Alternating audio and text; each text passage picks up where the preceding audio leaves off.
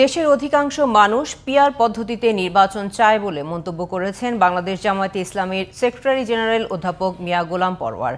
আর জামায়াতের মহানগরী উত্তরের আমির মোহাম্মদ সেলিম উদ্দিন বলেন, জুলাই শহীদদের আকাঙ্ক্ষা বাস্তবায়ন না হলে আরেকটি বিপ্লব হবে। বিস্তারিত হাসান আল মামুনের রিপোর্টে। শুক্রবার জাতীয় মসজিদ বাইতুল মোকাররমের দক্ষিণ গেটে জুলাই সনদের আইনি ভিত্তি, পিআর পদ্ধতিতে আগামী জাতীয় নির্বাচন সহ 5 দফা দাবিতে বিক্ষোভ সমাবেশ ও গণমিছিল করে বাংলাদেশ জামায়াত ইসলামী। সমাবেশের প্রধান অতিথি ছিলেন জামায়াত ইসলামীর সেক্রেটারি জেনারেল অধ্যাপক মিয়া গোলাম পরোয়ার। মিছিলের আগে সংক্ষিপ্ত সমাবেশে জামায়াতের ঢাকা মহানগরী উত্তরের আমির সেলিম উদ্দিন বলেন, দেশবিরোধী ষড়যন্ত্র হলে দেশের তৌহিদি জনতা তা প্রতিহত করবে। অভিযোগ করে বলেন, জুলাই বিপ্লব নিয়ে ষড়যন্ত্রকারীরা ভারতের দালাল।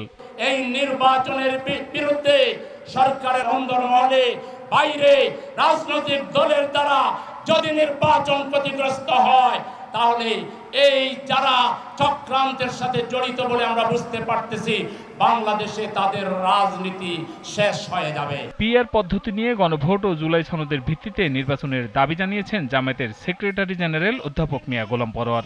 গণভোট দিতে হবে এবং সেই গণভোটের মধ্যে পিআরের প্রস্তাবকে অন্তর্ভুক্ত করতে হবে।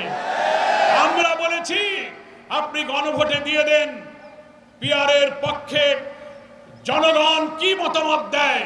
জনগণ যদি পিআরের পক্ষে মত দেয়, সকল দলকে সেটা মানতে হবে। জুলাই জাতীয় সনদের ভিত্তিতে ফেব্রুয়ারিতে নির্বাচন সহ 5 দফা দাবিতে সমাবেশ শেষে গণমিছিল বের করে দলটি। Hasan Al Mamun, GTV news, Dhaka.